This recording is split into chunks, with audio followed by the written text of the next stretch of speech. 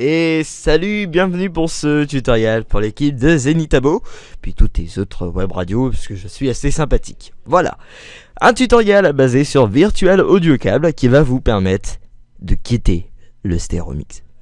D'accord? Vous allez pouvoir passer vos auditeurs sur Skype, ou sur n'importe quel logiciel de VoIP, Mumble, TeamSpeak, ou même Hippie. Voilà. Donc, vous venez de télécharger le lien que je vous ai envoyé, vous tombez sur ça.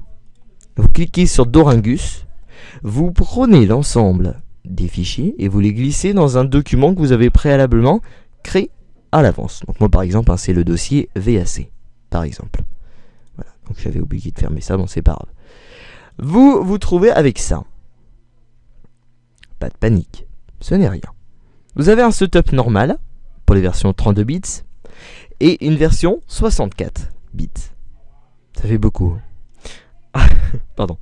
Vous lancez par exemple la 32 si vous êtes comme moi en 32 ou la 34 si vous êtes en 34. Voilà. Alors je préviens, je vais sans doute couper parce que c'est assez long au niveau de l'installation. Bon, là vous voyez, vous acceptez, vous ne cochez pas ça, vous ne touchez rien, on installe. Voilà. Alors voilà. Vous recevez une alerte de sécurité comme ça, ou un gros truc rouge, bon ça arrive, montrant donc qu'ils veulent ajouter un nouveau périphérique. Vous installez, il n'y a pas de souci. Voilà. En fait, c'est écrit tout simplement parce que Virtual Audio Cable agit comme une carte son en fait. Bon, on va en expliquer plus tard. Voilà. Alors là, l'installation peut être un peu longue, c'est normal, faut pas paniquer. Voilà, moi par exemple c'est fini, bon j'ai un petit peu coupé, j'ai un peu triché, voilà. Donc si c'est un peu long, c'est normal. À partir de ce moment-là, c'est fait.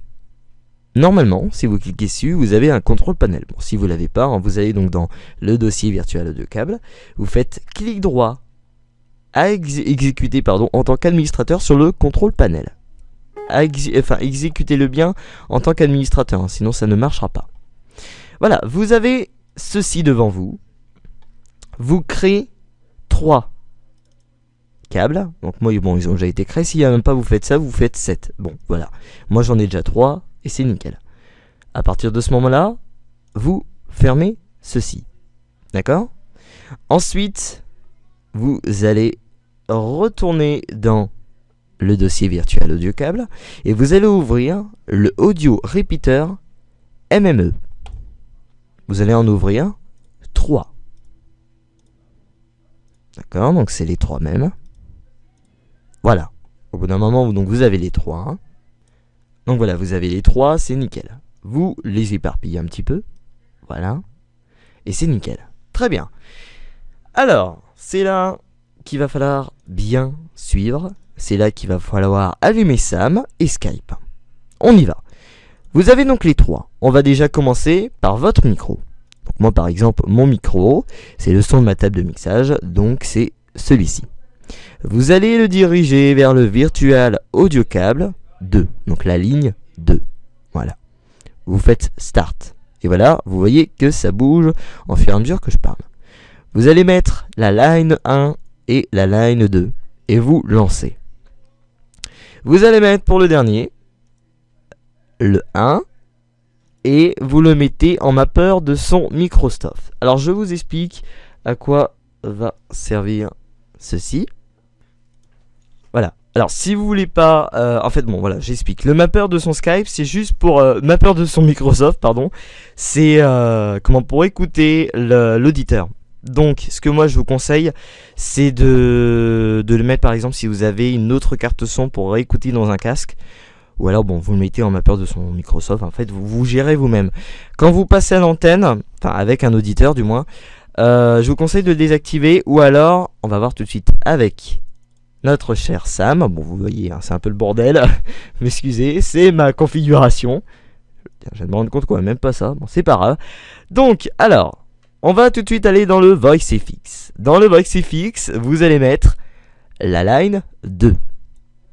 Comme ceci. Voilà.